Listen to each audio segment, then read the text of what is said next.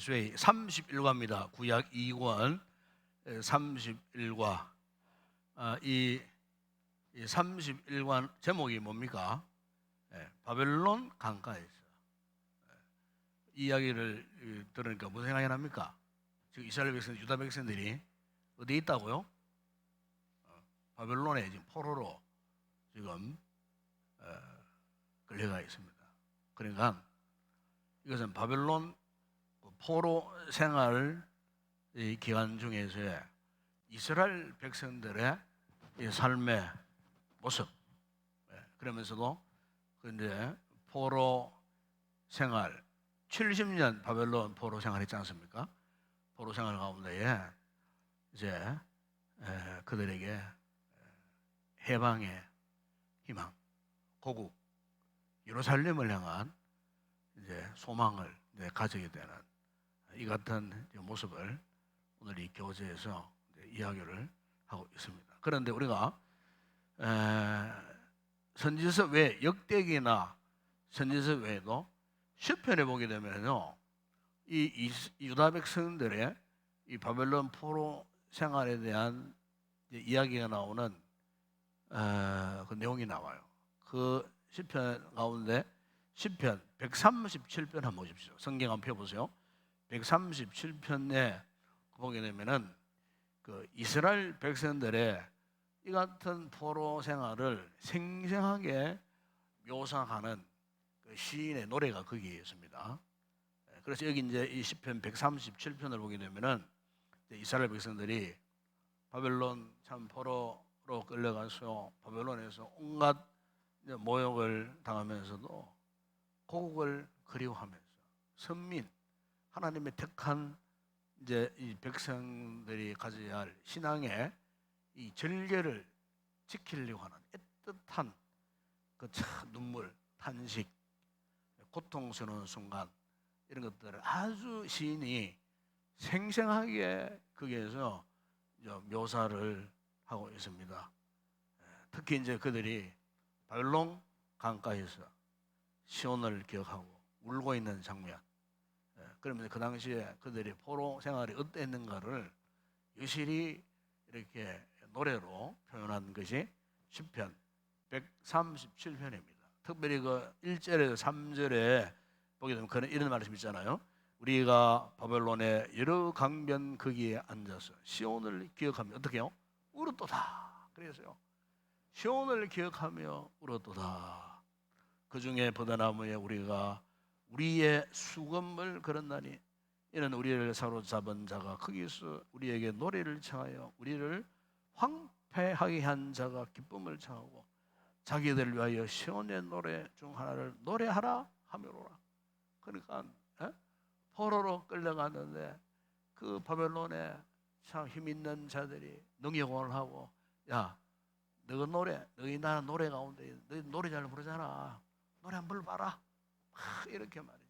비아냥거리듯이 노래 한번 불러봐라 이러면서 그 노래를 한번 불러보라고 막 그냥 강제하고 막 비아냥거리고 비난하고 조성하는 그 같은 상황.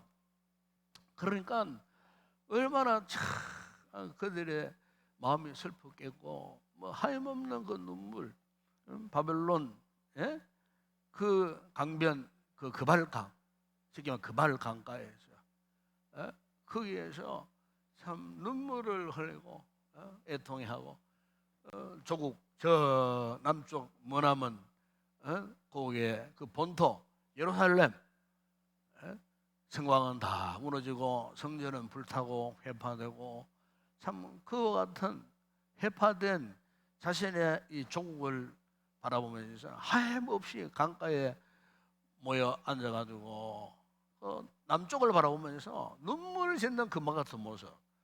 그 137편 시편 내용이 그런 내용이에요. 이 시간에 제가 오늘 그림 딱 한 장입니다. 한 장. 그림 설명할 것은 아주 간단하게 설명하지만 최종적으로 결론하면서 이 그림을 제가 설명하겠는데, 이제 오늘 제목이 이제 이거니까, 그러면 왜 이들이 어떤 과정을 통해서 이 유다 백성들이 바벨론 포로가 되었는가에 대해서 제가 그 당시에 그 이스라엘 백성들의 멸망의 역사의 과정을 잠시 내가 정리해서 설명을 드립니다. 설명을 드리니까 잘 들으시고 필요한 부분은 여러분들이 이제 여백에다가 메모를 하면 참 좋아요. 왜냐 우리가 성경을 깊이 알기 위해서는요, 성경의 역사적 배경을 알아야 돼요. 그 배경을 모르면요, 성경을 이해를 못해요. 그래서 이제 이 성경 역사적 배경을 알면은 이 말씀의 그 의미를 깊이 쉽게 깨달을 수가 있어요. 그래서 이 이스라엘 백성들의 이 포로 생활을 하기까지의 그 과정의 역사적 배경을 제가 다시 한번 정리해서 말씀을 드리고 싶은데, 먼저 본래 이제 이 이스라엘은요, 이제 솔로몬까지는 이제 통일 왕국이었어요. 통일 왕국이었는데, 그러니까 사울, 다윗, 솔로몬. 근데 참 희한합니다.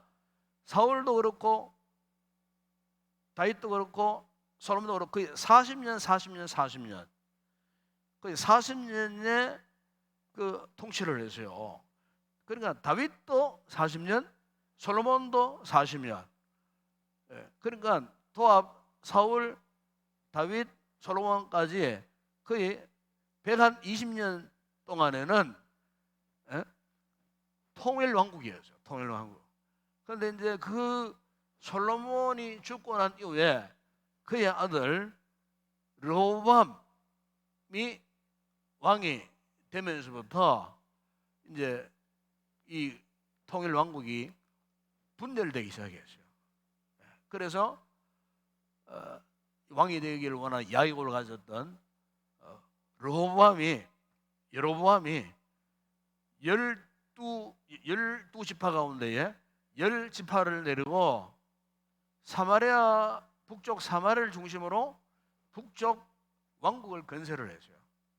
그러니까 12지파 가운데 10지파가 그 참 머리배 같은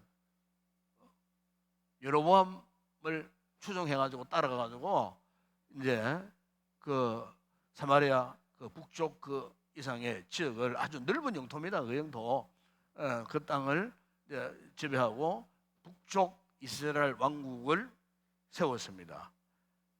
그게 이제 주전 931년입니다. 주전 931년. 주전 931년에 이제 북쪽 이제 왕국을 세우는데, 그런데 분열된 이후에 721년에 북쪽 왕국이 아수르 제국에서 멸망당합니다. 그래서 그 북쪽 그 왕이 국의 9개 왕조에 11명의 왕이 몇 년을 다스려 갔느냐 하면은요, 거의 한 210년 가까이 이제 그 북쪽 왕국을 세우고 다스려 갔어요. 그리고 이제 북쪽 왕국 맨 마지막 19번째 왕 호세아 왕을 마지막으로 이제 북쪽 왕국이 이제 210년 만에 아수르에 멸망당합니다. 멸망당하고 이제 반쪽 남쪽 유다 왕국만 이제 남아 있는 겁니다. 그래서 남쪽 유다 왕국은 솔로몬의 아들 르호보암이 왕이 된 이후에 이 특징이 뭐냐면은, 남쪽 유다 왕국은 정통적인 다윗 왕조의 계보를 이어갔어요. 다윗 왕조의 계보를 쭉, 다윗의 후손을 통해 갖고 왕의 계보를 쭉 이어갔어요. 그래서 한 20명의 왕. 그래서 327년 동안, 북쪽보다는 약 한 127년 더 그 왕국이 보존되어졌어요.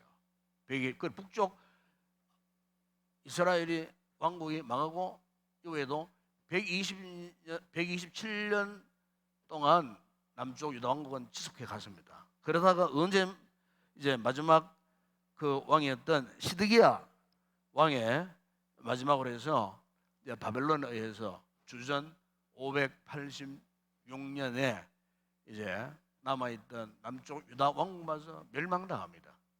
이게 이제 이스라엘의 통일 왕국과 분열 왕국 시대의 처음이고 마지막에 그 과정을 이야기하는데, 그런데 이제 이같이 남쪽 유다 왕국이 망하기까지의 이 바벨론의 이 침략을 크게 이제 두 차례 봤습니다. 두 차례 봤는데 1차 바벨론 침략이 언제 있었냐면요, 주전 605년에 있었어요. 주전 605년에.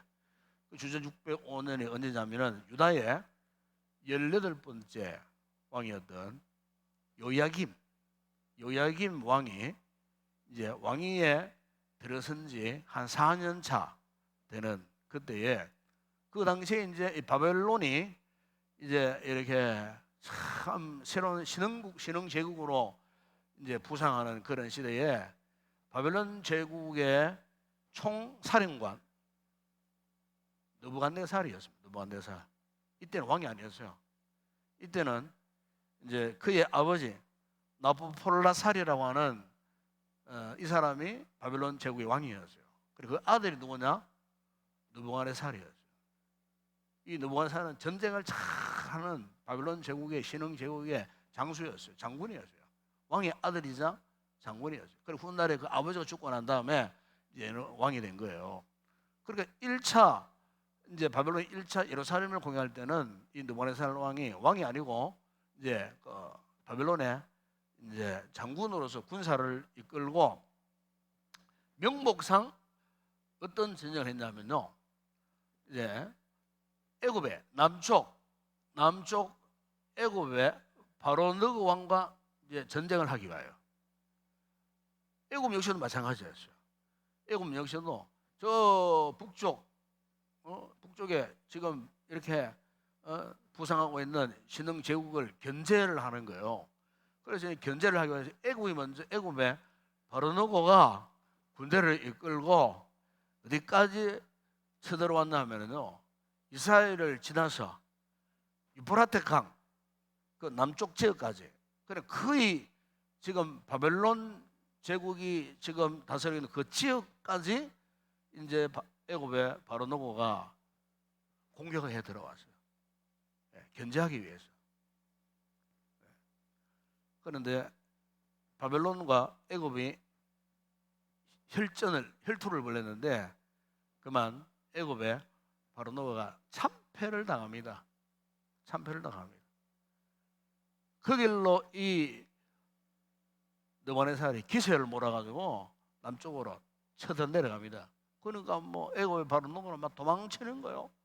도망치면서 심지어 이 느부갓네살 왕이 어디까지 들어갔느냐 하면은 이스라엘을 지나서 애굽의 하수라고 하는 곳까지 쳐들어간 거예요. 그래서 그 주변의 모든 땅들을 정복해 버렸어요. 그래 애굽의 바로느고가 잘못 싸움을 걸은 거예요. 전쟁해 보니까 이게 느부갓네살 바벨론 제국이 보통 제국이 아니었던 거예요. 막강한 군사력이 막강한 신흥 제국인데 잘못 건드린 거예요. 결국에는 이 바로느고가 완전 참패를 당하고, 바로 이 같은 계기를 통해 갖고 야육에 불타는 느부갓네살이 예루살렘을 쳐들어옵니다. 예루살렘을 쳐들어오게 된 거예요. 이게 이제 여러분 바벨론이 처음으로 이 예루살렘을 침략하게 된 그런 계기가 되었다는 거예요. 그래서 이 같은 예루살렘 침략에 대해서 1차 침략에 대해서 여러분 다니엘서 1장 1절을 보게 되면은 거기 기록되어 있어요. 거기 보면은 여러분 성경 찾아보세요. 제가 말씀드리는 거 다니엘서 1장 1절을 보게 되면은 그 이런 말씀이 있어요. 유다 왕 요야김이 다스린 지 3년이 되던 해에 바벨론 왕 느부갓네살이 예루살렘에 이르러 성을 애워 샀다 그랬어요. 동시에 거기 예레미야서 25장 1절을 보세요. 이런 말씀이 또 나옵니다. 예레미야서 25장 1절에 유다의 왕 요시야의 아들 요야김 넷째 해에, 그러니까 요야김이 이제 왕이 된 지 4년 차, 다니엘서는 3년 차, 이것은 이제 바벨론식으로 해서 이제 연수를 계산하면 3년이고 히브리식으로 연수를 계산하면 4년이에요. 그러니까 3년 4년 뭐 거의 비슷한 그런 뜻입니다. 어쨌든 히브리식으로 표현하면은 요야김 왕이 된 지 4년 됐을 때에 누가 쳐들어왔다고요? 바빌론의 왕 느부갓네살 원년에 유다의 모든 백성에 관한 말씀이 예레미야에게. 예레미야서에서 이 바벨론의 1차 공격했던 그 내용을 이제 거기에서 이제 이야기를 합니다. 그런데 이제 바로 1차 바벨론이 넘어서 그때만 해도 바벨론이 이제 왕이 아니었어요. 이 1차 침략 전쟁하는 통에 그 아버지가 죽어버렸어요. 아버지가 도중에 전쟁 중에 죽어버렸어요. 그래서 이제 그 아들이 왕이 된 거예요. 그때부터 이제 느부갓네살을 바벨론의 왕으로 그렇게 성경은 이제 부르게 됩니다. 그래서 이 전쟁통에 1차 전쟁통에 유다가요 완전히 도전을 항복합니다. 항복을 합니다. 그때 왕이 누구라고요? 요야김 왕이었어요. 항복을 했어요. 그리고 느부갓네살 왕 앞에 충성맹세를 합니다. 충성맹세. 당신 나라에 종도 바치고 당신 나는 신하에 불과하고 이러면서 충성맹세를. 그러니까 보십시오.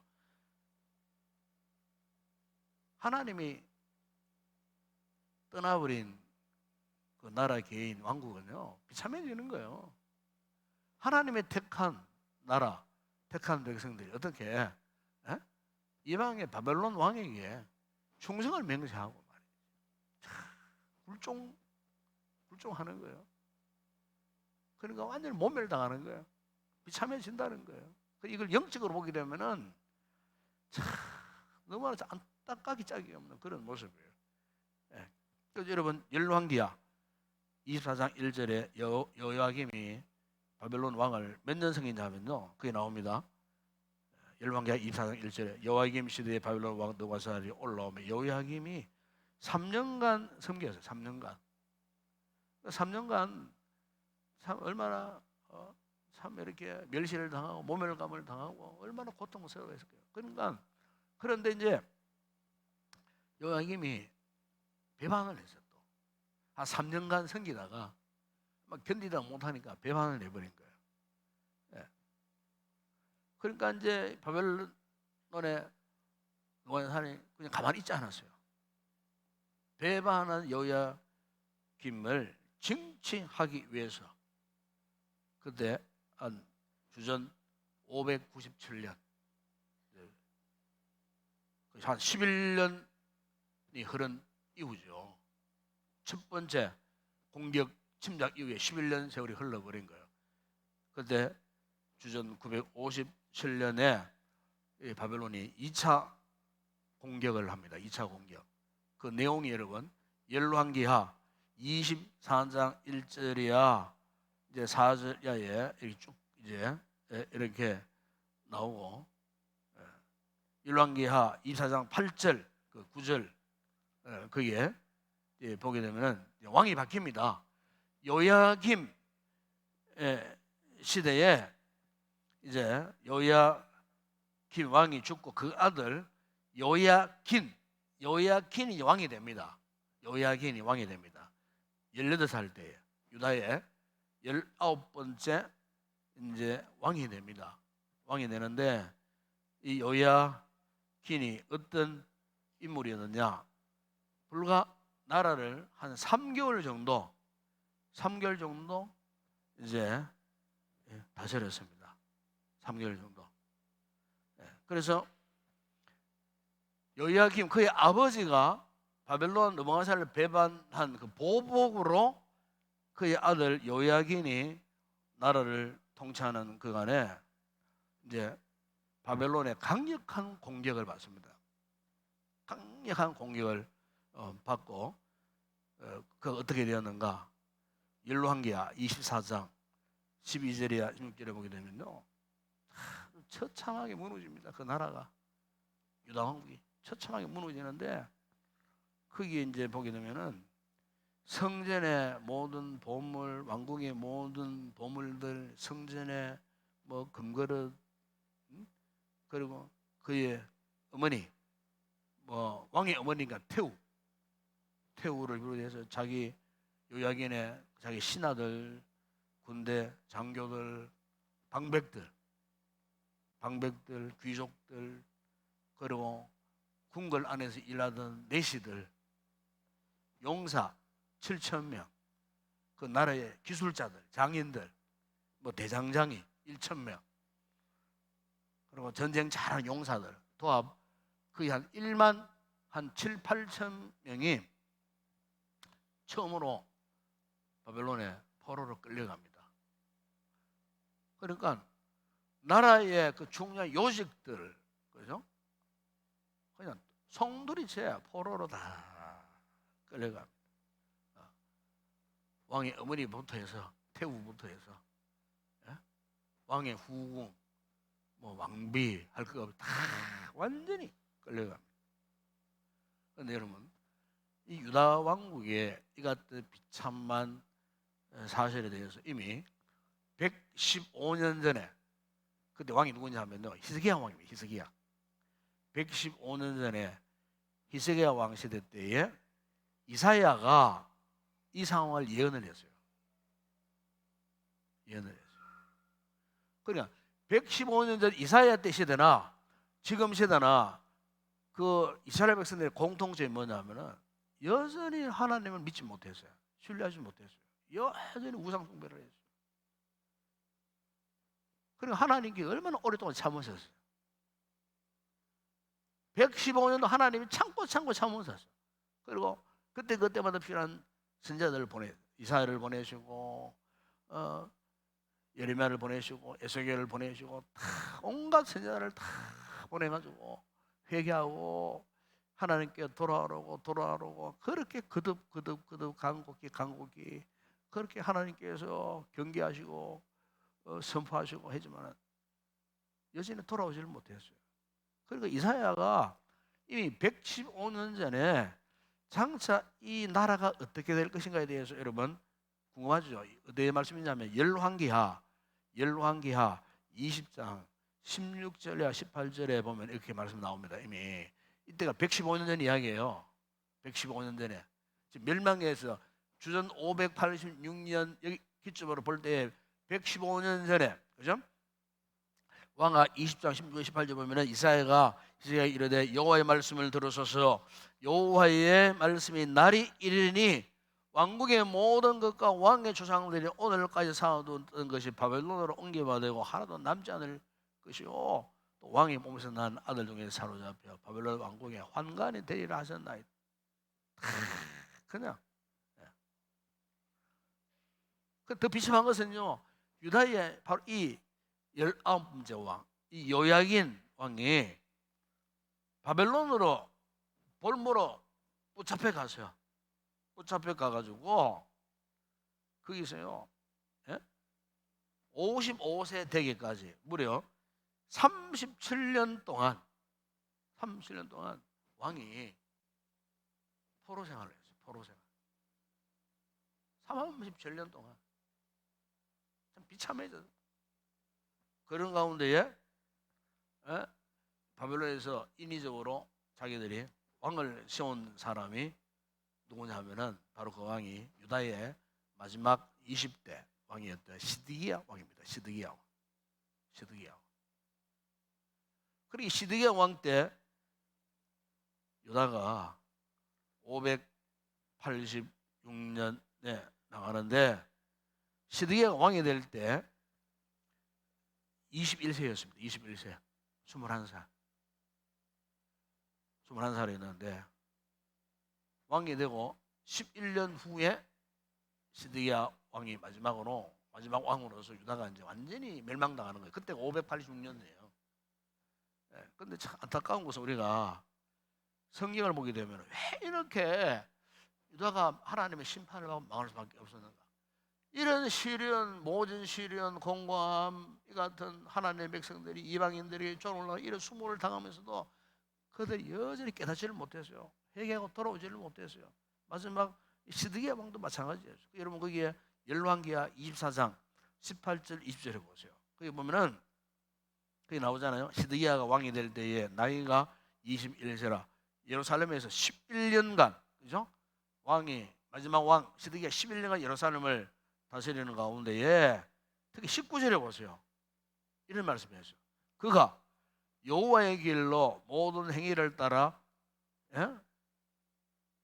여호와 보시기에 뭘 행하였다고요? 악을 행하였다 그랬어요. 나라가 이렇게 막 엉망진창이 되고 이방인의 공격을 받고 그냥 피폐해지고 곧 멸망 직전, 마치 바람 앞에 꺼져가는 등불처럼 되었음에도 불구하고 이 왕이라는 이 작자가 여전히, 예? 악을 행하는 그 길에서 벗어나지를 못했어요. 벗어나지를 못했어요. 그래서 결국에는 이제 바벨론의 2차 침략을 당하는데요. 거기 보면은 열왕기하 25장 한번 보십시오. 열왕기하 25장 1절에서 17절 보게 되면은 특별히 1절, 그 2절 보면 이런 말씀을 합니다. 시드기야 제9년 열째 달 10일에 바벨론의 왕 느부갓네살이 그의 모든 군사를 거느리고 예루살렘을 치러 올라와서 그 성에 대하여 진을 치고 주위에 토성을 쌓으며 그 성이 시드기야 왕 제11년까지 포위되었다. 그러니까 느부갓네살이 군사를 이끌고 예루살렘을 공격하는데 마지막으로 그 예루살렘은요 몇 년 동안 포위를 했느냐? 3년 동안 예루살렘을 애워싸고 포위를 했어요. 그건 예루살렘으로 공급되던 모든 물도 중단되고 양식도 중단되었으니 뭐 예루살렘 성 안에 지금 말이 안 해요. 지금 뭐 기근에 뭐 아사 직전에 있는 백성들 이런 일들이 심지어 뭐 얼마나 배고팠으면요. 뭐 자기 자식 사람도 막 그냥 뭐 잡아먹는 뭐 이런 비참한 이런 상황 속에 완전히, 그 3절에 보세요. 그의 넷째 달 9일에 성중에 기근이 심하여 그 땅 백성의 양식이 떨어졌다. 양식이 떨어졌어요.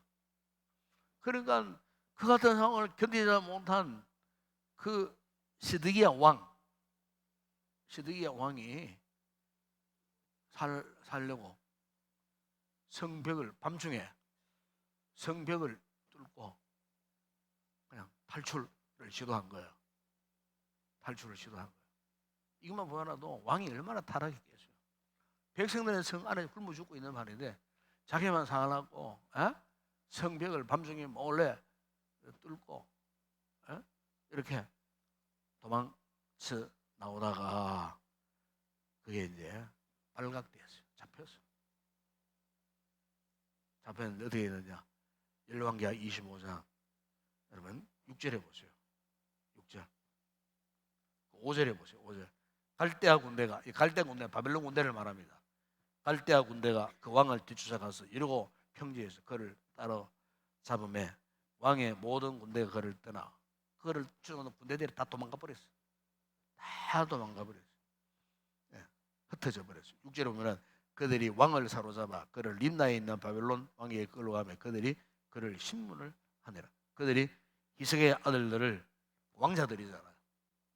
그 왕이 보는 앞에서 죽이고 시드기야의 두 눈을 빼고 놋사슬로 그를 결박하고 바벨론으로 끌려가죠. 그리고 드디어 마지막 예루살렘 성전이 정복당합니다. 정복당하는데 그 8절에 보세요.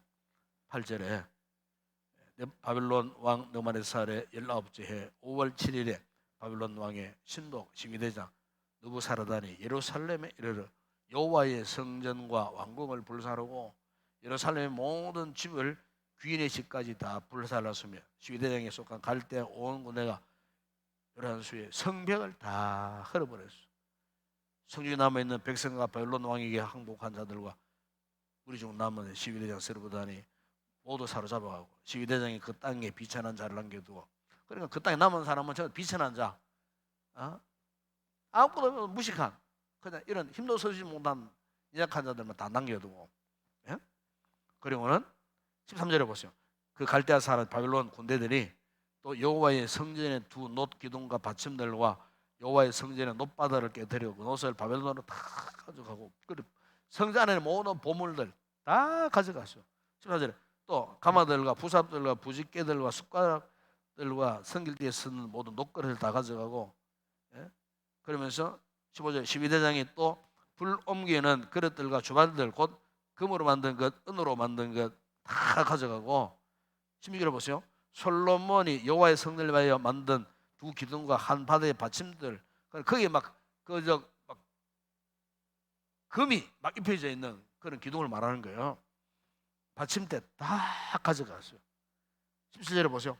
그 한 기둥의 높이는 18규빗이요 그 꼭대기에 놋머리가 있어 높이가 3규빗이요 그 머리에 둘린 그물과 성류가 다 놋이라.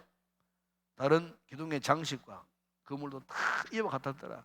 옛날에는 놋이라는 것이 굉장히 중요하게 사용되었어요. 놋이라는 것이.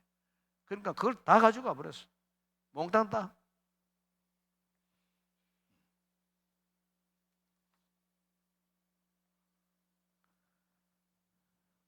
그러니까 완전히 뭐 그냥 쑥대밭이 되어버린 거예요. 쑥대밭이. 예. 이게 이제 여러분, 이제 마지막 유다 왕국이 바벨론에게 1차, 2차 침략하고 한마디로 완전히 멸망당하는 모습을 성경 그렇게 이야기를 하고 있습니다. 그런데 무서운 것은 결국 뭐냐면은 이렇게 된 결과는 딴 거 아니에요. 회개하지 않고 거듭거듭 계속해서 교만하고 완고해서 하나님을 거역할 때, 말씀에 순종하지 못했을 때 그렇게 되었다는 거예요. 그래서 그 마지막 시드기야 왕에 대해서 이런 이야기합니다. 왕하 24장 여러분 18절 20절 19절에 보세요. 왕하 24장 19절에 봅니다. 그가 요야김의 모든 행위, 그의 선대왕 요야김의 모든 행위를 따라 여호와 보시기에 악을 행하였다. 누가? 시드기야가. 선대왕도 그리고 그 아버지도 마찬가지. 끝까지 돌이키지를 못했어요. 그러니까 시드기야도 왕이 된 이후에 11년 동안 하나님께 기회를 주셨어요. 회개하고 돌아올 수 있는 기회를 주셨어요. 그런데 그 기회를 얻지를 못했어요. 취하지를 못했어요. 돌아오지를 못했어요. 11년 동안 계속 이제 이 불순종하게 되었다는 거예요. 그래서 오늘 이 31관은 예레미야 애가서를 기본으로 합니다. 예레미야 애가서는 뭐냐? 바로 이 예레미야서 다음에 보십시오. 예레미야 이 애가서는 이 같은 유다 백성들이 바벨론에게 멸망당하고 바벨론에게 포로로 끌려갔던 그 참 고통스러운 순간들을 슬픈 노래로 기록한 것이 예레미야 애가입니다. 예레미야 애가. 저자 역시 예레미야예요. 예레미야가 그 유다 백성들과 함께 포로 생활에서의 그 애잔하고 애틋하고 고통스러운 눈물 어린 그 포로 생활. 그래서 이 예레미야 애가서가 기록된 시점은 주전 586년에서 585년 사이에 기록된 책이에요. 그러니까 완전히 이제 유다가 멸망당하는 그 한복판에서 예레미야가 살았던 사람이야. 예레미야가 살았는데 원래 애가라고 하는 이 뜻이 히브리 뜻이 뭐냐면 어찌하여 그런 뜻이에요. 어찌하여. 예레미야 애가라는 어찌하여. 그러니까 이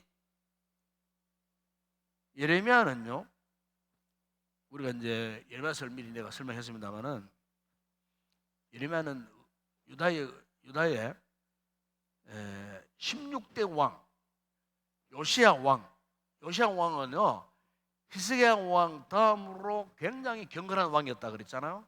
그죠? 요시야 왕도 유다 사회를 개혁하려고 막 힘썼던 왕이에요. 거룩한 왕이에요. 요시아가 왕이 된 지 13년부터 이제 선지자 사역을 시작했던 사람이에요. 예레미야가. 그래 하면서 마지막 시드기야 왕까지, 그죠? 약 40년 가까이, 40년 가까이 이제 선지자 활동했던 사람이에요. 그러니까 이 예레미야는요, 이제 남쪽 유다에 막 타락했고 거역하고 불순종하고 온 나라가 영적으로 막 속대밭이 되고 막 했던 이런 상황에 시작해서 마지막 멸망 때까지 있었던 사람이 누구냐? 예레미야입니다. 예레미야. 그러니까 예레미야는 유다의 마지막 역사의 질곡 속에서 한복판에 있었던 사람이에요. 그러니까 유다 멸망의 산 증인이에요. 그러니까 그 어떤 선지자분들도 유다 멸망에 대한 슬픔, 고통, 이것을 예레미야가 성령의 감동을 받고 기록한 책이 뭐냐면은 예레미야 애가. 그래서 원래 예레미야의 그 이름의 뜻이 뭐냐면은 여호와께 던져지다, 그런 뜻이에요. 그래서 자신이 한평생 40년 역사의 질곡 속에서 이 같은 사역을 했으니 한평생 극심한 환난의 구덩이에 빠져가고 살았던 사람이 예레미야입니다. 예레미야. 그래서 예레미야를 우리는 어떻게 부릅니까? 먼저 이야기했지만 예레미야서 공부할 때 눈물의 선지자, 눈물의 사람, 고독한 사람, 우울한 사람, 슬픔의 사람, 이렇게 별명이 그리 있어요. 예레미야. 40년 동안 그 같은 유다의 멸망의 질곡 속에 있었던 사람이기 때문에 얼마나 많이 눈물을 흘리고 울었게 했어요. 그래서 이제 그 예레미야 애가서를 보게 되면요, 이 5장으로 구성되어 있습니다. 5장으로 구성되어 있는데 그거 간단히 제가 정리하면 이렇습니다. 1장 예레미야 애가서 한번 펴보세요. 펴보시고 1장은 뭐냐? 1장은 이제 황폐해진 예루살렘에 대한 애가합니다. 그러니까 동족들이 침략을 당해갖고 바벨론 포로로 끌려감으로써 졸지에 예루살렘이 어떻게요? 적들에 의해서 완전히 황폐가 되어버린 거예요. 황폐. 그래서 그게 보게 되면은 그 같은 참 자신의 동족들이 포로로 끌려가고 예루살렘 황폐가 된 그것을 이제 눈물 흘리고 노래하는 그 부분이 1장 1절에 10절 그 보면 쭉 나와요. 여러분 1장 1절 보세요. 그게 나오잖아요. 슬프다 이 성이여, 전에는 사람이 많더니 이제는 어찌 그리 적막하게 앉았는고. 전에는 일국 중에 크던 자가 이제는 과부같이 되었고, 전에는 일방 중에 공주였던 자가 이제는 강제 노동하는 자가 되었도다. 밤에는 슬픔이 눈물이 밤에 흐르며 사랑하던 자들 중에 그에게 위로하는 자가 없고 친구들로 다 앞에 바로 원수들이 되었도다. 유다는 환난과 많은 고난 가운데 사로잡혀 갔도다. 그 열국 가운데 거주하면서 쉴 곳을 얻지 못하며 그를 비판하는 모든 자들이, 이런 내용들이 쭉 나옵니다. 거기에 예루살렘 멸망했던 한복판에 있었던 그 상황. 1장 여러분 12절에 보면은 왜 그렇게 되었는가 보면은 1장 12절에 보세요. 지나가는 모든 사람들이여, 너에게는 관계가 없는가? 나의 고통과 같은 고통이 있는가 볼지어다. 여호와께서 그의 진노하신 날에 나를 괴롭게 하신 것이로다. 하나님께서 돌아오지 않는 유다 백성들을 막 그냥 바벨론에 몽둥이를 들고 채찍을 들고 그냥 진노하셨다는 거예요. 진노하셨다는 거예요. 그러면서 이 자신들의 죄를 알고 하나님을 회개하면서 우리를 괴롭히는 저 바벨론 세력들을 보복해 달라, 그런 기도를 하는데요. 그 노래를 부르는데 그 1장 20절에 22절에 보세요. 여호와여 보시옵소서, 내가 환난을 당하여 나의 애를 다 태우고 나의 마음이 상하오니 나의 반응이 심히 크미이다. 밖에서는 칼이 내 아들을 빼앗아가고 집안에서는 죽음 같은 것이 있나이다. 내가 탄식한다 그랬어요. 하지만 위로하는 자가 없어. 눈물을 흘려 탄식, 위로하는 자가 없어. 나의 원수들은 내가 재난다는 것을 듣고 그들은 어떻게 해요? 기뻐한다. 그랬어요. 그러면서 22절에 보면은 그들의 모든 악을 주 앞에서 가지고 오게 하시고 나의 모든 죄악들로 말미암아 내게 행하신 것 같이 그들에게 행하옵소서. 나의 탄식이 많고 나의 마음이 어떻게 해요? 병들은 나이다. 자, 이게 1장 내용이에요. 1장 내용. 예레미야 2장에 보세요. 2장에 보면은 2장 내용은요, 이 같은 주님의 하나님의 노하심에 유다와 예루살렘이 예? 그냥 하나님 앞에 용서 없는, 하나님이 이 순간만큼 용서를 안 하시는 것 같아. 자기 동족들을 용서를 안 하시는 것 같아. 그런 내용을 이야기합니다. 그러면서 그 17절 그 이하에 쭉 보게 되면은 그럼에도 불구하고 하나님을 찾자, 하나님께 기도하자, 이걸 이제 권고합니다. 여러분 보십시오. 그런 말씀 있지 않습니까?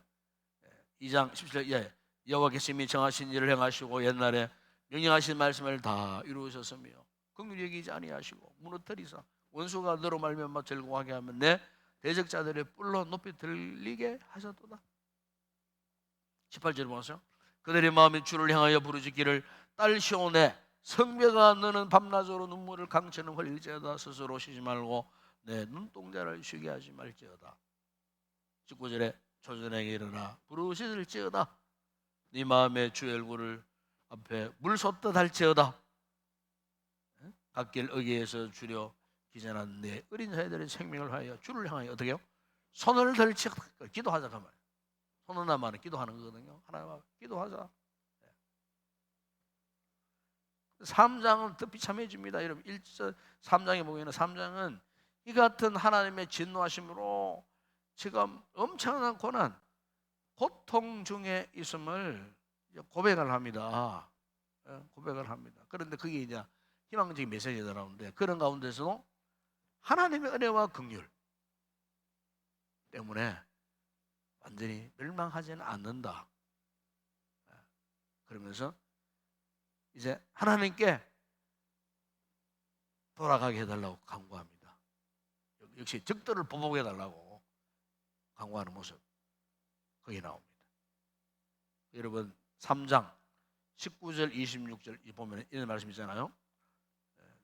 내 고초와 재난과 습과 담접을 기억하소서. 내 마음이 그것을 기억하고 내가 낙심이 되오나 이것을 내가 내 마음에 담아두었더니 오히려 나의 소망이 되었으면 여호와의 인자와 긍휼이 무하심으로 우리가 진멸되지 아니하리이다. 여호와는 나의 길이 있으니 그러므로 내가 그를 바라리라 하도다. 기다리는 자들에게나 구하는 영혼들에게 여호와는 선하시도다. 사람이 여호와의 구원을 바라고 잠잠히 기다림이 좋도다.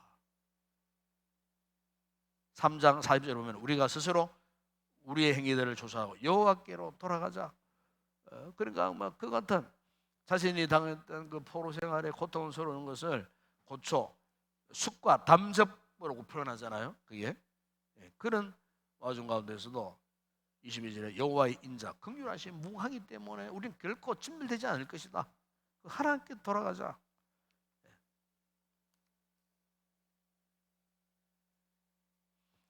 3장 여러분 47절 이하에 보면 이런 말씀 있죠. 두려움과 함정과 파멸과 멸망이 우리에게 마했도다. 딸 내 백성의 파멸로 말미암아 내 눈에 눈물이 시내처럼 흐르도다.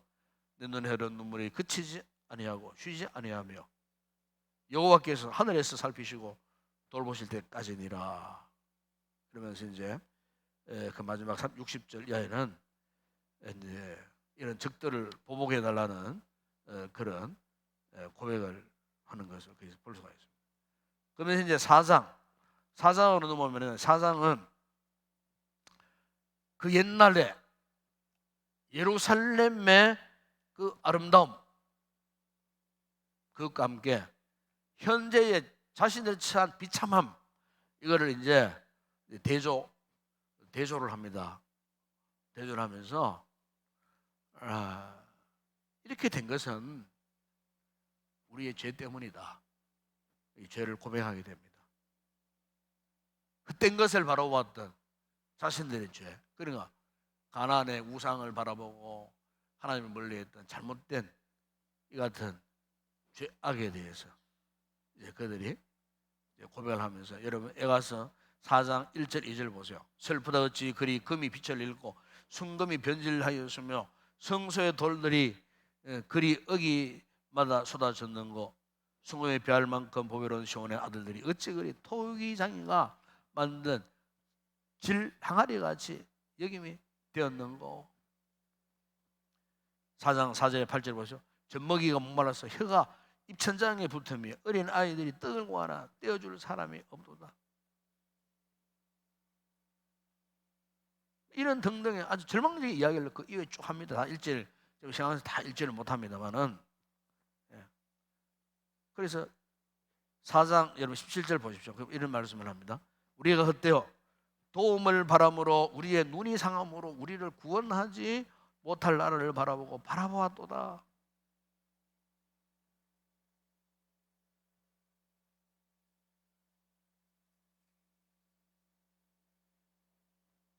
그다음 5장 넘어가면요. 5장은 마지막에 이제 5장이잖아요. 에가서가.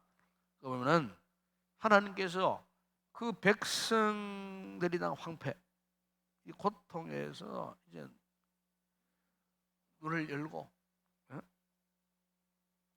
그들을 건져 주시기를 바라는 기도를 거기서 합니다. 비록 인정한 자리에 있었지만은 하나님께로 돌아갈 수 있도록 허용해 달라고 하나님을 간절히 찾는 그 같은 모습. 그래서 에가서 5장 1절 보십시오. 여호와여 우리가 당한 것을 기억하시고 우리가 받은 죄업을 살펴보옵소서. 우리의 기업 외인들에게 우리의 집들도 이방인들에게 돌아간나이다. 우리는 아버지 없는 고아들이며 우리의 어머니는 과부들 같으니 우리가 은을 주고 물을 마시며 값을 주고 나무들을 가져오며 우리의 뒤쫓는 자들이 우리의 목을 눌러사오니 우리가 기전하여 쉴 수 없나이다. 등등 이런 이야기를 쭉 이런 걸 합니다.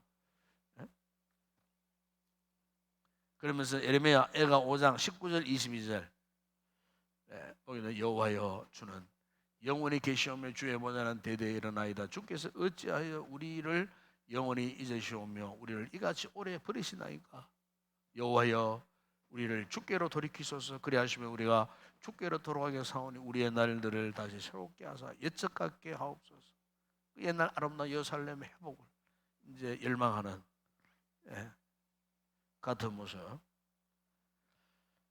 그래서 이제 내가 아까 뭐 장황하게 그 예루살렘이 멸망당하는 1차, 2차 그 침략당하고 공격당하는 그 이야기를 쭉 한 이야기는 결국에는 이들이 이런 상황 가운데에 이제 바벨론 포로로 끌려갔는데 거기에서의 눈물 어린 그들의 삶의 현장들 이런 내용들이 어디에서 지금 고백되고 있냐면요. 예레미야 애가에서 이렇게 아주 적나라하게 이렇게 이제 쭉 고백하고 있는 그 참 험난한 환란의 동안이 한복판에 있었던 예레미야 선지자가 이렇게 이제 후세인들에게 그 눈물의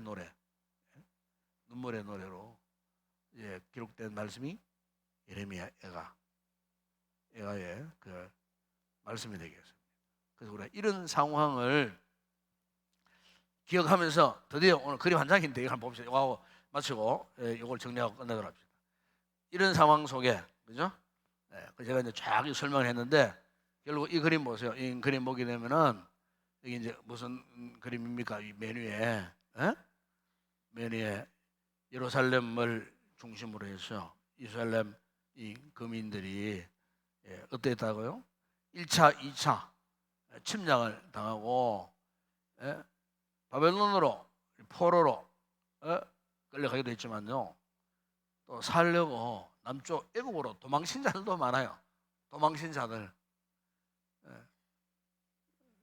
도망쳤어요.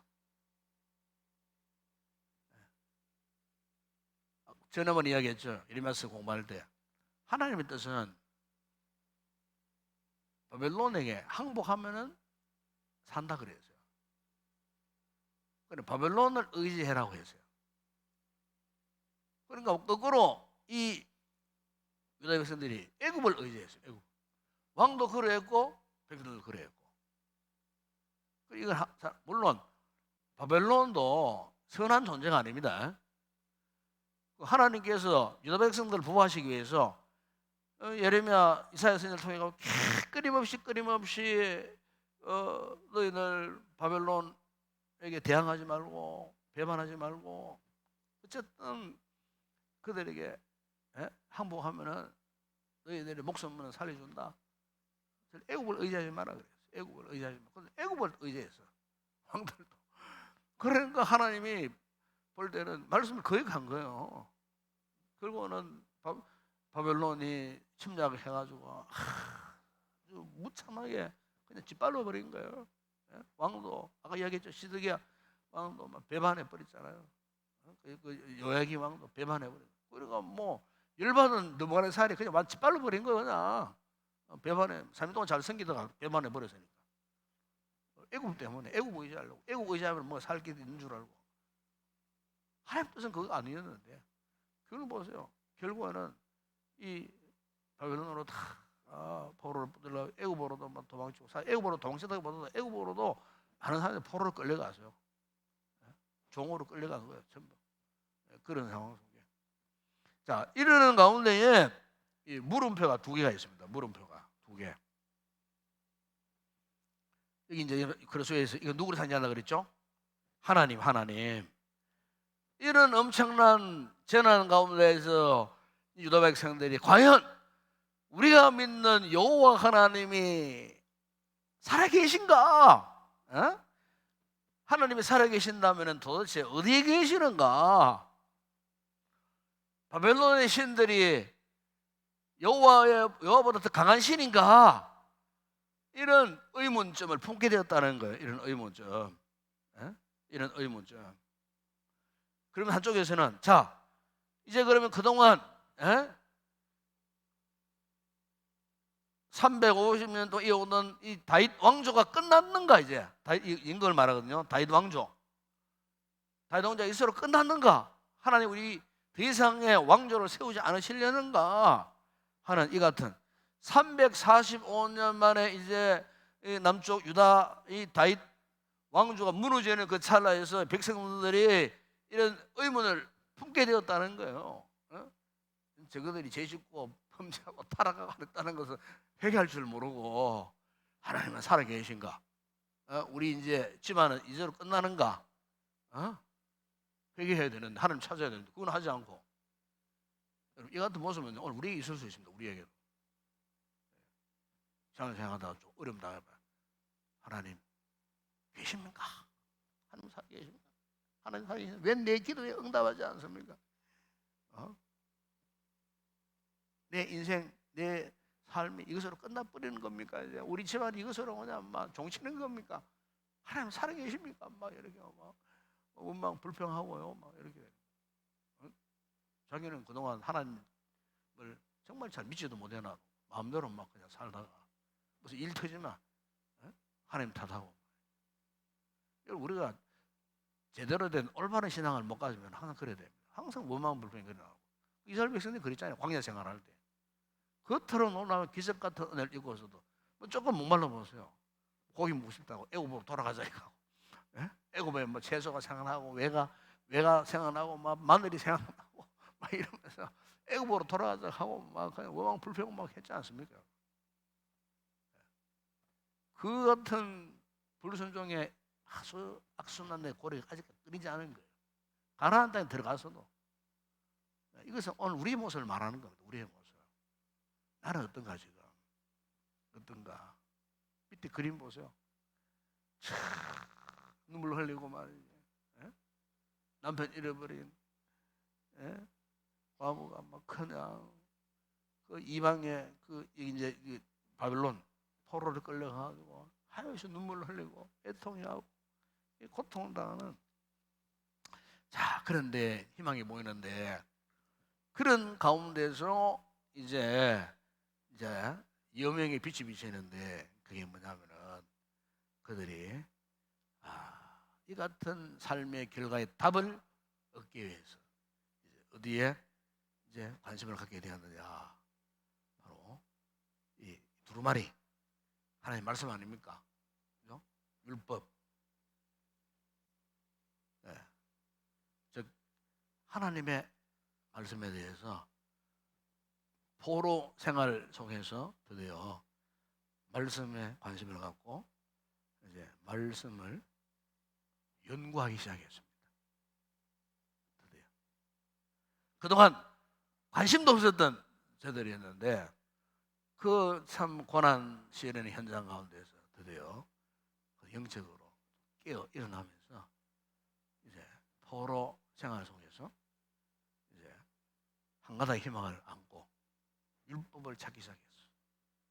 하나님의 말씀을 찾기 시작했어요. 왜 그랬을까?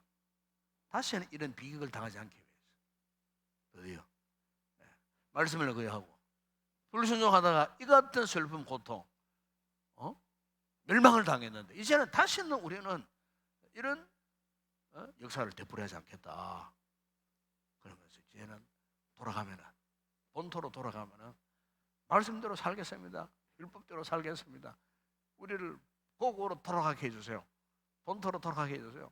그 유명한 거기에 보면 바벨론 포로에 있었던 바벨론 예레미야뿐만 아니고 학사, 에스라 등등 인물들이 있지 않습니까? 그죠? 그 바벨론 포로 생활에 에스겔 역시 마찬가지. 하나님께서요 그때를 위해 심어둔 당시에는 말씀의 종들이 다 있었다는 거예요. 종들이 그들을 중심으로 해서 다시 말씀에 대한 새로운 연구가 이제 시작되게 된 겁니다. 그리고 결국은 그 말씀에 의지에 힘을 얻은 포로된 유다 백성들이 이제 포로 귀환의 소망을 가집니다. 소망을 가지고 결국에는 하나님께서 어떻게 했습니까? 고레스 원년 메데 파사 등의 고레스 원년대에 이제 그들을 포로에서 귀환시키도록 이방의 왕을 하나님 그 말씀은 하나님이 고레스의 오른손을 잡고 그래서 오른손을 잡고 하나님 계획을 이루도록 그 이방의 왕이지만 하나님께서 완전히 변화시켜 버린 거예요. 그래가지고 그 바벨론 포로 생활했던 그 수많은 이스라엘 백성들을 고국으로 갈 수 있는 허락을 합니다. 허락을. 그래서 이제 1차, 2차, 3차 변을 통하고 그리고 최종 느헤미야를 통하고 성벽이 재건을 하고 성전이 재건되어지고 수르바벨을 통하고 수르바벨 성전이 이제 재건되어지는 같은 역사. 이게 이제 여러분 이제 선지서에 쫙 기록이 나오는데 아마 다음과 쭉 보다 보면은 그런 이야기가 계속 나옵니다. 그 다음과 여러분 그 32과죠. 32과 보게 되면은 포로 이후 시대의 역사가 쫙 이제 나옵니다. 이게 쫙 나오는데 굉장히 중요한 내용들이에요. 여러분들이 이런 강의를 듣고 나면은 성경 역사, 구약성 역사가 이렇게 흘러갔구나 하는 것을 여러분들이 뭐 확실하게는 뭐 잘 모르겠지만 일단 뭐 들어놓으면은 여러분 앞으로 구약성 읽는데 엄청난 도움이 됩니다.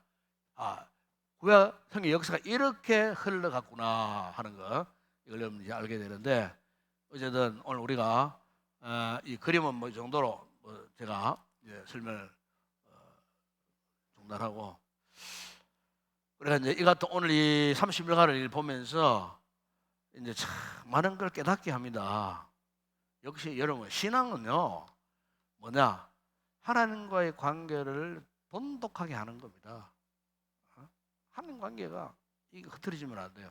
하나님 관계를 무시하면 안 돼요. 그 이스라엘 유다 백성들이 이 영적 관계를 거부하고 무시하다가 이렇게 멸망당한 거예요. 그거는 그들에게만 해당되는 일일까요? 우리 시 마찬가지예요. 그 어떤 상황 가운데서도 여러분 하나님과의 관계를 무시하거나 그 관계에서 멀어지면 안 돼요. 어떤 상황 속에서도 하나님을 잡고 의지해야 돼요. 이사야 55장 6절에 보면 너희는 여호와를 만날 만할 때에 찾아라. 가까이 계실 때에 어떻게요? 부르라 그래요. 지금이 그때인 줄 믿습니다. 예레미야가 3장 19절에 25절에 보세요. 25절에 보면은 기다리는 자들에게나 구하는 영혼들에게 여호와는 선하시도다. 사람이 여호와의 구원을 바라고 잠잠히 기다림이 좋도다. 아멘. 이 밤에 이 말씀 붙들고 기도하기를 원합니다. 함께 우리 찬양하겠습니다.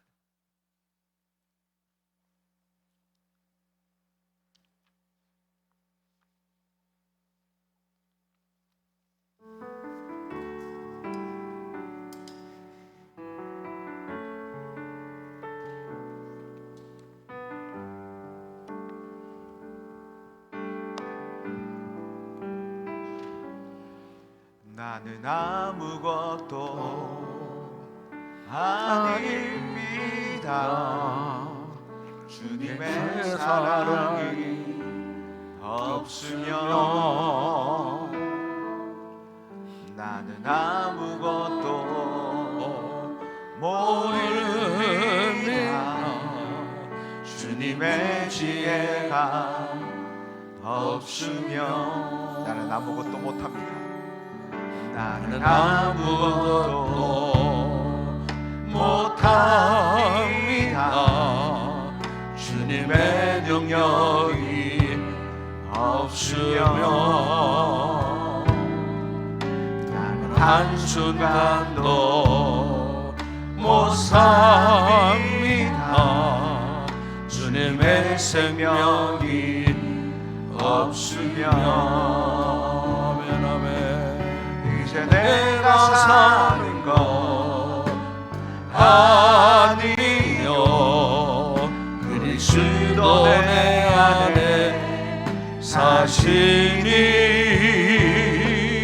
오직 그의 생명이 나의 생명 나의 모든 날도 주의 것 가운 바랍니다. 나의 아버지 나의 구원 나의 주 나는 아무것도 아닙니다. 나는 아무것도 아닙니다. 주님의 사랑이 없으면 아무것도 모릅니다. 주님의 지혜가 없으면 나는 아무것도 못합니다.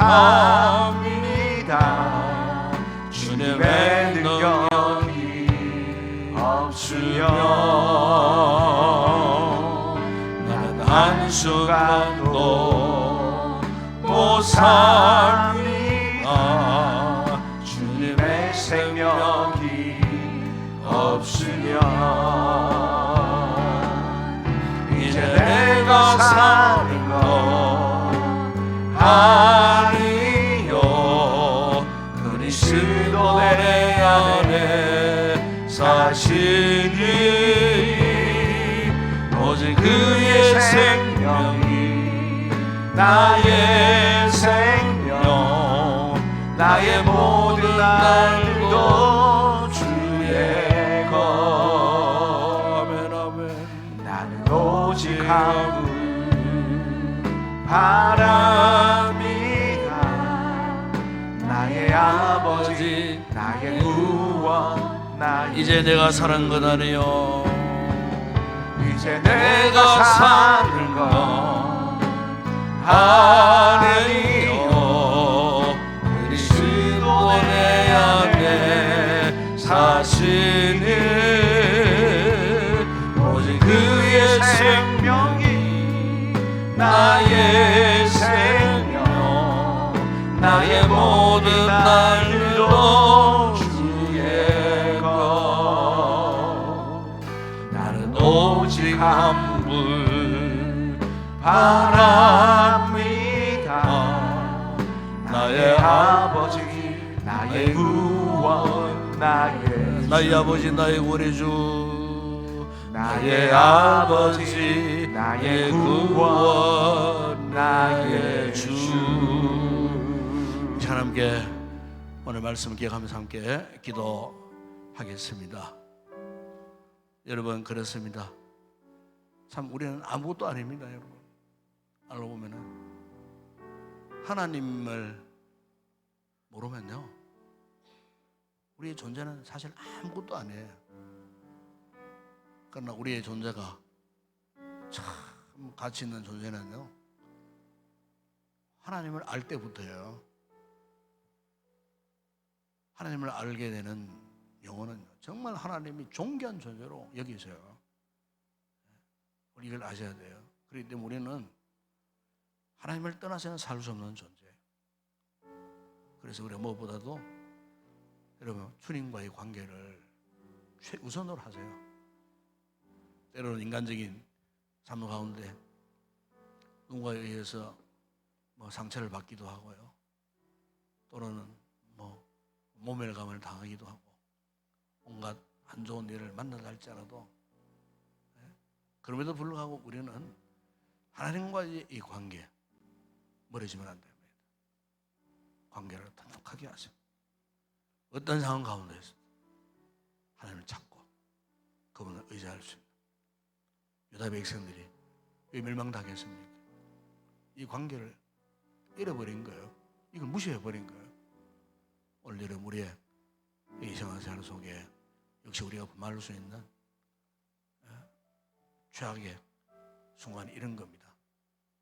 이 시간 온전히 하나님을 바라보시고 찾고 구하고 그분의 임재하시며 성령을 통해서 경험되어지는 그런 귀한 밤이 됐으면 좋겠습니다. 하나님을 온전히 바라보면서 하나님 앞에 뜨겁게 간절히 기도하시다가 돌아가시길 바랍니다. 함께 우리 통성으로 먼저 합심하여 기도하겠습니다. 기도합니다.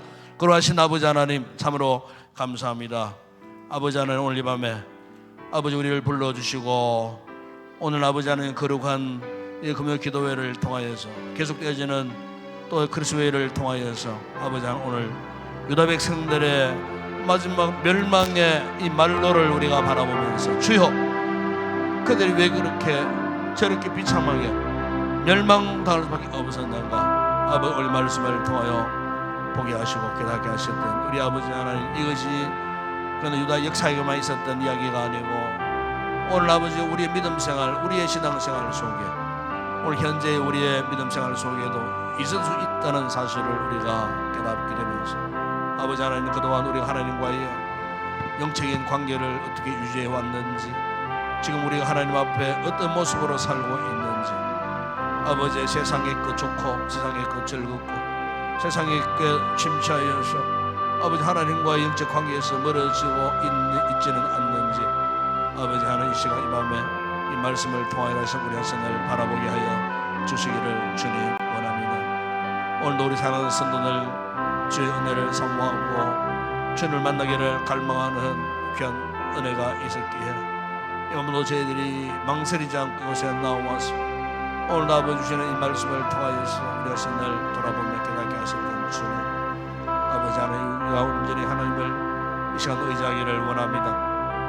하나님을 바라보기를 주님 원합니다. 아버지 소원해졌던 하나님과의 관계가 있었다면 회복하게 하여 주시기를 원합니다. 주님과 인격적인 만남과 관계 속에서 참으로 하나님께서 나를 향하신 뜨거운 관심, 아버지 나를 사랑하시는 하나님 아버지의 뜨거운 마음, 이번에 우리가 깨닫게 하여 주시옵소서.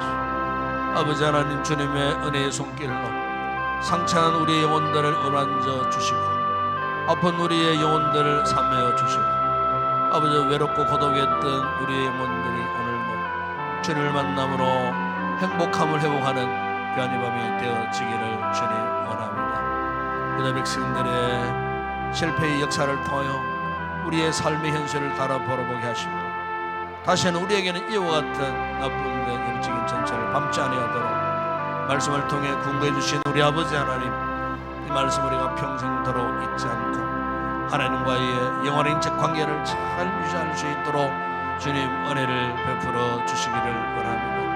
하나님을 만날 때에, 하나님을 찾을 만할 때에 그를 부르러 하셨던 우리 아버지 하나님, 오늘 이 밤에 우리가 진실로 하나님을 찾고 하나님께 부르짖고 기도하다가 지금도 살이 역사하시는 전능하신 하나님의 그 놀라운 임재 역사를 경험하는 이 밤이 되게 하여 주시기를 우리 아버지 하나님 원합니다. 우리 아버지 하나님, 우리가 온전히 주님의 은혜를 간구하고 구하고 기다림으로 아버지 비록 현재의 삶이 힘들고 어렵고 고통스럽다 할지라도 절망하지 않게 하여 주시기를 원합니다. 아버지 우리에게 미래와 희망과 소망을 주시는 좋으신 아버지 하나님, 이 시간 이 아침에 아버지 만나고 다시 한번 아버지 우리 믿음을 확증받고 확신하는 가운데에 기쁨으로 돌아가는 복된 우리 모든 성도들 되게 하여 주시옵소서. 주님 우리 교회를 축복하시고 이 같은 믿음의 건강한 공동체 되어지기를 원합니다. 아버지 우리 교회가 말씀에 함께 서서 진리의 말씀 앞에 순종하는 믿음의 거룩한 재단으로 더 든든히 세워지는 아버지 우리 교회가 되게 하여 주시기를 원합니다. 복음의 영광을 드러내는 믿음의 공동체 되어지기를 원합니다. 복음의 능력이 나타나는 주의 몸된 교회가 되어지기를 원합니다. 이 마지막 시대에 주님 말씀을 흘렸는데 주님의 제자를 재생산하여 아버지 하나님 참으로 주신 하나님 나라의 세계 비전을 품고 아버지의 복음의 귀한 사명을 감당하는 우리 인도교회가 되어질 수 있도록 은혜를 베풀어 주시옵소서. 아버지 부족한 종의 목회를 축복하여 주시고 온라인에도 맡겨주시고 귀한 목양을 감당하게 하여 주시기를 주님 원합니다. 아버지 하나님께서 지금까지 함께 하셨고 아버지 하나님께서 믿음과 비전을 주셨으니 아버지 그 꿈을 이루기까지 끝까지 달려갈 수 있도록 아버지 종의 모든 목회의 계획과 행로 가운데 능력의 오른손으로 도우소서. 하나님의 거룩한 뜻과 비전을 접고 아버지 하나님 주어하는 생명들을 말씀으로 치고 회복하는 놀라운 은혜의 역사가 일어나는 사역 현장이 되어질 수 있도록 은혜를 베풀어 주시옵소서. 아버지 하나님 10년대로 이렇게 아버지여 한 달 넘도록 계속해서 셀 점검 신방을 합니다. 아버지 하나님 성도들 아버지 코로나로 인하여서 만나지 못했던 성도들 가까이에서 아버지 이렇게 만나고 서로 아버지 위해서 기도의 제목을 하고 함께 복을 빌며 기도할 수 있는 시간을 열어가소서.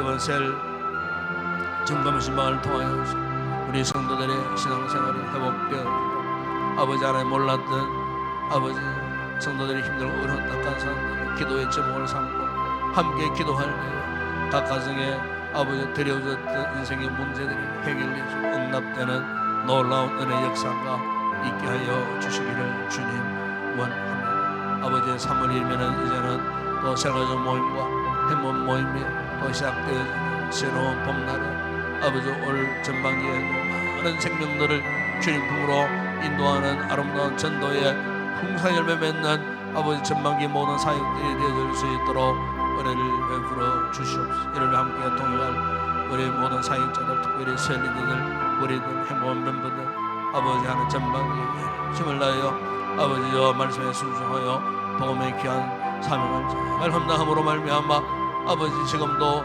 아버지 우리 주변에 죄악 가운데 흑암의 권세 가운데 짓눌려 탄생하는 생명들 예수의 복음으로 자유케 하는 생명을 얻게 하는 구원의 놀라운 역사가 아버지 전반기에도 일어날 수 있도록 아버지 하나님께서 은혜를 베풀어 주시기를 원합니다. 아버지 하나님 우리 셀 가족들 가운데 특별히 아버지 질병으로 아파하는 우리 성도들 여러 가지 몸의 질병으로 인하여서 고통 중에 있는 우리 성도들 돌아와 주시고 아버지 저들의 모든 약한 부분들을 치료하시고 성취 못한 부분들을 상하게 하시고 아버지 질과에서 벗어나서 건강한 자유를 회복할 수 있도록 마음껏 믿음 생활하기에 부족함이 없도록 하나님께서 특별한 은혜를 허락하여 주시기를 주님 원합니다. 주님 오늘도 나라와 민족을 위해서 간구합니다. 4월 총선을 앞두고 참 여러 가지 복잡한 상황들 참으로 정치적으로 혼란스러운 모습들을 우리가 바라보면서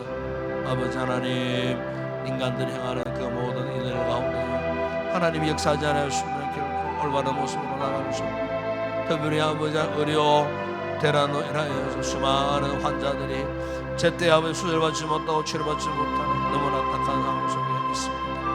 아버지 하나님 이렇게 양진영 간에 내가 잘못된 생각들 아버지 하나님 참으로 잘 조율되어지고 아버지여 이렇게 서로 양보하는 가운데에 속히 아버지 하나님이여 의사들은 병원으로 돌아가고 환자들은 마음껏 치료받을 수 있도록 아버지 이 같은 상황이 오래가지 아니하도록 하나님께서 역사하시고 해결책을 주시고 교통과 모든 위생자들에게 지혜로운 마음을 허락하셔서 힘든 어려운 상황을 잘 견뎌내고 아버지 문제를 해결받고 아버지 본래의 모습으로 돌아갈 수 있도록 혼란스러워진 이 같은 모든 상황들이 정상적으로 회복되어질 수 있도록 주님 역사하여 주시기를 주님 원합니다. 저 북한 땅 가운데서도 주의 은혜의 손길이 함께하시고 그 땅에 새로운 변화의 바람이 일어나게 하여 주시고 무너진 북한 교회들이 재건되어지고 민족 아버지 동족 안에 이 같은 아버지와 대립과 반목이 사라지게 하시고 자유하는 그날을 속히 허락하여 주시기를 주님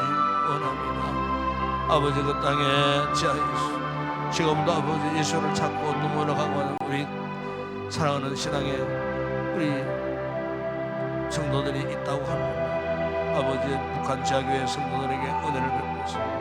까지 인내하고 자유하는 그날을 소망하는 가운데 속에서 될 시대에 새로운 날을 경험하는 아버지 하나님 자유하는 날을 허락하여 주시기를 주님 원합니다. 오늘도 아버지 우리의 선교제 사역하는 현장들 가운데 정예사들의 사역 현장 가운데 주님 함께하시고 모든 복음의 영광 드러나게 하시고 하나님의 나라가 확장되고 부흥되는 놀라운 복의 역사가 있게 하여 주시옵소서.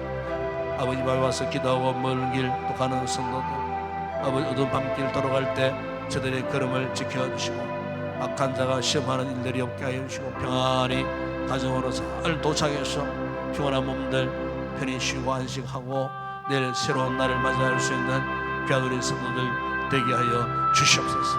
함께 하심을 믿습니다. 주님 역사하여